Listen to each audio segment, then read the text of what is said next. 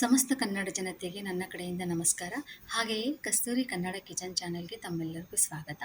ಇವತ್ತು ನಾನು ಮನೆಯಲ್ಲಿಯೇ ಸುಲಭವಾಗಿ ಹಾಗೂ ರುಚಿಕರವಾಗಿ ಪಾವ್ ಭಾಜಿ ಹೇಗೆ ಮಾಡೋದಂತ ತೋರಿಸ್ತಾ ಇದ್ದೀನಿ. ಬನ್ನಿ ಹೇಗೆ ಮಾಡೋದಂತ ನೋಡೋಣ.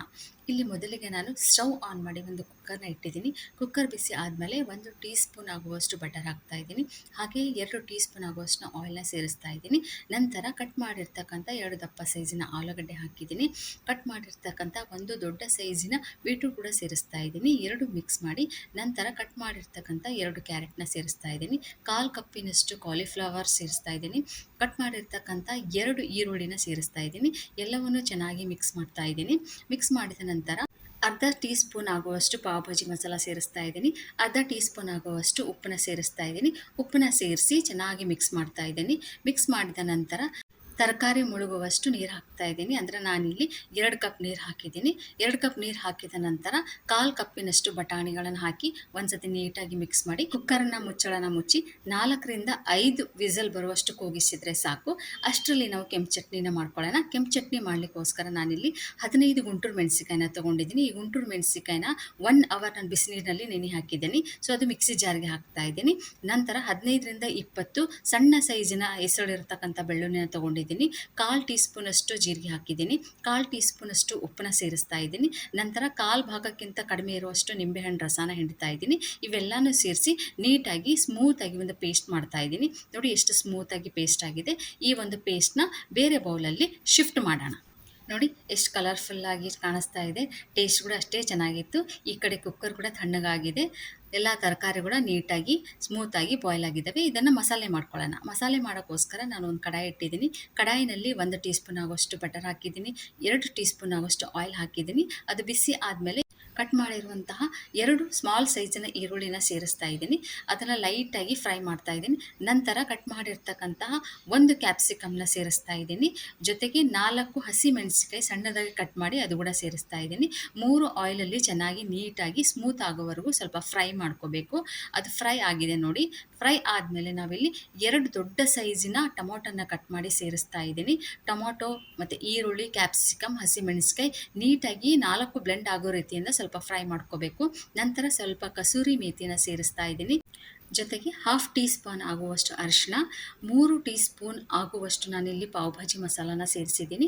ಆಮೇಲೆ ರೆಡ್ ಚಟ್ನಿ ಮಾಡಿಟ್ಟಿದ್ವಲ್ಲ ನಾವು, ಅದನ್ನು 3 ಸ್ಪೂನ್ ಆಗುವಷ್ಟು ನಾನಿಲ್ಲಿ ಸೇರಿಸಿದ್ದೀನಿ. ನಿಮಗೆ ಖಾರ ಇಲ್ಲಿ ಹೆಚ್ಚು ಬೇಕಂದರೆ ಇನ್ನೊಂದು 2 ಸ್ಪೂನ್ ನೀವು ಹಾಕೋಬೋದು. ಸೊ ನಾವು ಎಲ್ಲ ಮಸಾಲೆನೂ ನೀಟಾಗಿ ಮಿಕ್ಸ್ ಮಾಡಿ ಇನ್ನೂ ಚೆನ್ನಾಗಿ ಮಿಕ್ಸ್ ಆಗಬೇಕಂತಂದರೆ ನಾನು ಅರ್ಧ ಗ್ಲಾಸಷ್ಟು ಬಿಸಿನೀರನ್ನ ಹಾಕಿದ್ದೀನಿ. ಬಿಸಿನೀರಿನಲ್ಲಿ ಎಲ್ಲ ಮಸಾಲೆನೂ ಚೆನ್ನಾಗಿ ಬಾಯ್ಲ್ ಆಗಲಿ ಅಂತ ಒಂದು 2 ನಿಮಿಷ ಹಾಗೆ ಬಾಯ್ಲ್ ಮಾಡೋಕ್ಕೆ ಬಿಟ್ಟಿದ್ದೀನಿ. ನೋಡಿ ಈ ರೀತಿ ಬಂದಿದೆ. ಅದನ್ನು ಈ ರೀತಿ ಆದಮೇಲೆ ನಾವು ಕುಕ್ಕರಲ್ಲಿ ಬಾಯ್ಲ್ ಮಾಡಿಟ್ಟಿದ್ವಲ್ಲ ಆ ತರಕಾರಿನೆಲ್ಲ ಇದಕ್ಕೆ ಹಾಕ್ಬಿಡೋಣ. ಆ ಮಸಾಲೆಗೆ ಸೇರಿಸ್ಬಿಡೋಣ. ಸೊ ಮಸಾಲೆಗೆ ಸೇರಿಸಿ ಆದಮೇಲೆ ಚೆನ್ನಾಗಿ ನೀಟಾಗಿ ಎಲ್ಲ ಒಂದಕ್ಕೊಂದು ಸರಿಯಾಗಿ ಹೊಂದಿಕೊಳ್ಳುವ ಹಾಗೆ ಮತ್ತೆ ನಾವು ಇದನ್ನು ನೀಟಾಗಿ ಮಿಕ್ಸ್ ಮಾಡ್ಕೊತಾನೆ ಹೋಗೋಣ. ಒಂದು 2 ನಿಮಿಷ ಇದೇ ರೀತಿಯಿಂದ ಮಿಕ್ಸ್ ಮಾಡ್ಕೊತ ಹೋಗೋಣ. ನೋಡಿ ಕಲರ್ಸ್ ಕೂಡ ಚೇಂಜ್ ಆಗಿದೆ. ಎಲ್ಲ ಕಲರ್ ಚೇಂಜ್ ಆಗಿದೆ. ನೀಟಾಗಿ ಬ್ಲೆಂಡ್ ಆಗಿದೆ ಅಂತ ಅನಿಸ್ತಾ ಇದೆ. ಸೊ ಇವಾಗ ಪೊಟ್ಯಾಟೊ ಸ್ಮ್ಯಾಶರ್ ಇರುತ್ತಲ್ಲ ಅದರಿಂದ ನಾವು ನೀಟಾಗಿ ಎಲ್ಲ ತರಕಾರಿಗಳನ್ನ ಸ್ಮ್ಯಾಶ್ ಮಾಡೋಣ. ಇಲ್ಲಿ ತುಂಬ ನೈಸಾಗಿ ಸ್ಮ್ಯಾಶ್ ಮಾಡೋದು ಬೇಡ. ಸ್ವಲ್ಪ ತರಿಯಾಗಿದ್ರೇ ಚೆನ್ನಾಗಿರುತ್ತೆ. ಬಟ್ ಕನ್ಸಿಸ್ಟೆನ್ಸಿ ಗಟ್ಟಿಯಾಗಿದೆ. ನಾವಿಲ್ಲಿ ಸ್ವಲ್ಪ ನೀರನ್ನ ಸೇರಿಸ್ಕೊಳ್ಳೋಣ. ನಾನಿಲ್ಲಿ 1 ಗ್ಲಾಸಷ್ಟು ಬಿಸಿನೀರನ್ನ ಹಾಕ್ತಾ ಇದ್ದೀನಿ. ಸೊ ಬಿಸಿನೀರನ್ನ ಹಾಕಿದ ಮೇಲೆ ನೋಡಿ ಇಷ್ಟು ತೆಳುವಾಗಿ ಬಂದಿದೆ. ಸೊ ಅದಾದಮೇಲೆ 1/2 ಟೀ ಸ್ಪೂನಷ್ಟು ಅಂದರೆ ರುಚಿಗೆ ತಕ್ಕಷ್ಟು ಉಪ್ಪನ್ನ ಸೇರಿಸ್ತಾ ಇದ್ದೀನಿ. ಮತ್ತು ನಾನಿಲ್ಲಿ 1 ಟೀ ಸ್ಪೂನ್ ಆಗುವಷ್ಟು ಬಟರ್ನ ಹಾಕ್ತಾ ಇದ್ದೀನಿ. ಕೈ ಹಿಡಿಯಷ್ಟು ಕೊತ್ತಂಬರಿನ ಸೇರಿಸ್ತಾ ಇದ್ದೀನಿ. ಇವೆರಡು ಸೇರಿಸಿದ ನಂತರ ಮತ್ತೆ ಒಂದ್ಸತಿ ಚೆನ್ನಾಗಿ ಮಿಕ್ಸ್ ಮಾಡಿ ಅದನ್ನು ಮುಚ್ಚಿಟ್ಬಿಡಿ. 1-2 ನಿಮಿಷ ಸಣ್ಣ ಉರಿಯಲ್ಲೇ ಬೇಯಿಸಲಿಕ್ಕೆ ಬಿಡೋಣ. ಸೊ ಇವಾಗ ಪಾವ್ ಭಾಜಿ ಆಲ್ಮೋಸ್ಟ್ ರೆಡಿಯಾಗಿದೆ. ನೋಡಿ ನಾನು ಸ್ಟವ್ ಆಫ್ ಮಾಡಿಬಿಟ್ಟು ಅರ್ಧದಷ್ಟು ನಿಂಬೆಹಣ್ಣಿನ ರಸನ ಹಿಂಡ್ತಾ ಇದ್ದೀನಿ. ನಿಂಬೆಹಣ್ಣಿನ ರಸ ಹಿಂಡ್ ಆದಮೇಲೆ ಮತ್ತೆ ಒಂದ್ಸತಿ ನೀಟಾಗಿ ಮಿಕ್ಸ್ ಮಾಡಿ ಮುಚ್ಚಳ ಮುಚ್ಚಿ ಸೈಡಿಗೆ ಎತ್ತಿಟ್ಬಿಡೋಣ. ಸೊ ಇವಾಗ ನಾವು ಪಾವ್ನ ಫ್ರೈ ಮಾಡ್ಕೊಳ್ಳೋಣ. ಇಲ್ಲಿ ನಾನು ಒಂದು ಪ್ಲೇಟ್ ತೊಗೊಂಡಿದ್ದೀನಿ. ಹಾಗೆ ಪಾವ್ನ ತೊಗೊತಾ ಇದ್ದೀನಿ. ಪಾವ್ ನೋಡಿ ಈ ರೀತಿಯಾಗಿದೆ. ಸೊ ಈ ಪಾವ್ನ ನೀಟಾಗಿ ಮಿಡಲ್ನಲ್ಲಿ ಕಟ್ ಮಾಡ್ಕೊಳ್ಳೋಣ. 2 ಸಪ್ರೇಟ್ ಆಗೋ ರೀತಿಯಿಂದ ಕಟ್ ಮಾಡ್ಕೊಳ್ಳೋದು ಬೇಡ. 2 ಜಾಯಿಂಟ್ ರೀತಿಯಲ್ಲಿ ಇರುವ ಹಾಗೆ ನಾವು ಕಟ್ ಮಾಡ್ಕೊಳ್ಳೋಣ. ನೋಡಿ ಈ ರೀತಿ ಸ್ಮೂತಾಗಿ ನಿಧಾನಕ್ಕೆ ಕಟ್ ಮಾಡ್ಕೊಂಡಿದ್ದೀನಿ. ಇಲ್ಲಿ ನಾನು ಇದೇ ರೀತಿಯಿಂದ ಇನ್ನೂ 2 ಕೂಡ ಕಟ್ ಮಾಡಿ ಇಟ್ಕೊಂಡು ಇಟ್ಕೊತಾ ಇದ್ದೀನಿ. ಸೊ ಇವಾಗ ಇದನ್ನು ನಾವು ಫ್ರೈ ಮಾಡೋಣ. ಇಲ್ಲಿ ಫ್ರೈ ಮಾಡಲಿಕ್ಕೆ ನಾನು ದೋಸಾ ಪ್ಯಾನ್ನ ತೊಗೊಂಡಿದ್ದೀನಿ. ದೋಸಾ ಪ್ಯಾನಲ್ಲಿ ಅರ್ಧ ಟೀ ಸ್ಪೂನ್ ಆಗುವಷ್ಟು ನಾನಿಲ್ಲಿ ಬಟರ್ ಹಾಕ್ತಾ ಇದ್ದೀನಿ. ಆ ಬಟರ್ ಕರಗಿದ ಮೇಲೆ ನಾನಿಲ್ಲಿ ನಾವು ಕೆಂಪು ಚಟ್ನಿ ಮಾಡ್ಕೊಂಡು ಇಟ್ಕೊಂಡಿದ್ವಲ್ಲ, ಆ ಕೆಂಪು ಚಟ್ನಿನ ಸೇರಿಸ್ತಾ ಇದ್ದೀನಿ. ಅಂದರೆ 1 ಟೀ ಸ್ಪೂನ್ ಆಗುವಷ್ಟು ಕೆಂಪು ಚಟ್ನಿನ ಸೇರಿಸ್ತಾ ಇದ್ದೀನಿ.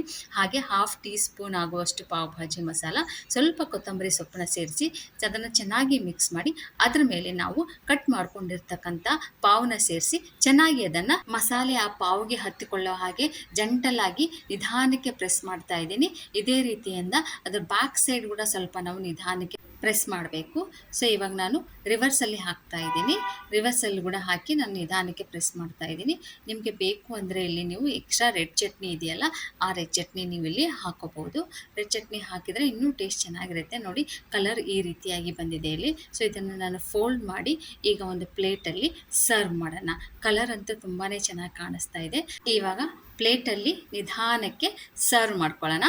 ನೋಡಿ, ಇಲ್ಲಿ ನಾನು ಪ್ಲೇಟಲ್ಲಿ ಸರ್ವ್ ಮಾಡಿದ್ದೀನಿ. ಉಳಿದೆರಡು ಕೂಡ ಇದೇ ರೀತಿಯಿಂದ ನಾನು ಇಲ್ಲಿ ಫ್ರೈ ಮಾಡ್ಕೊಂಡಿದ್ದೀನಿ. ಸೊ ಇವಾಗ ಭಾಜಿನ ಸೇರಿಸ್ತಾ ಇದ್ದೀನಿ. ಭಾಜಿ ಜೊತೆಗೆ ಈರುಳ್ಳಿ ಕೂಡ ಹಾಕ್ತಾ ಇದ್ದೀನಿ. ಟೇಸ್ಟ್ ಅಂತೂ ತುಂಬಾ ಚೆನ್ನಾಗಿತ್ತು. ಫ್ರೆಂಡ್ಸ್, ಈ ರೆಸಿಪಿ ನಿಮಗೆ ಇಷ್ಟ ಆಗಿದೆ ಅಂತ ಅನಿಸಿದರೆ ಕಮೆಂಟ್ ಮಾಡಿ, ಲೈಕ್ ಮಾಡಿ, ಹಾಗೆ ಶೇರ್ ಮಾಡಿ. ಇನ್ನೂ ಯಾರೆಲ್ಲ ನನ್ನ ಚಾನಲ್ ಸಬ್ಸ್ಕ್ರೈಬ್ ಮಾಡ್ಕೊಂಡಿಲ್ಲ ದಯವಿಟ್ಟು ಸಬ್ಸ್ಕ್ರೈಬ್ ಮಾಡ್ಕೊಳ್ರಿ. ಮುಂದೆ ಹೊಸ ವಿಡಿಯೋದೊಂದಿಗೆ ಸಿಗೋಣ. ಅಲ್ಲಿವರೆಗೂ ಧನ್ಯವಾದಗಳು.